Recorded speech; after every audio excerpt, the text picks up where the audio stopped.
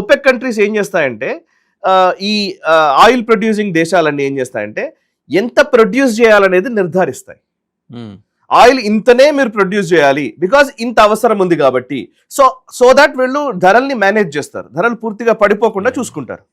So ఇప్పుడు యూఏఈకి ఉన్న problem ఏంటంటే వీళ్ళు ఈ మధ్య కాలంలో ఒక ఇన్ఫ్రాస్ట్రక్చర్ డెవలప్ చేసుకున్నారు. సుమారు 5 million barrels per day produce చేయగలిగేటువంటి క్యాపబిలిటీస్ ఈ రోజు యూఏఈ సంపార్జించుకుంది.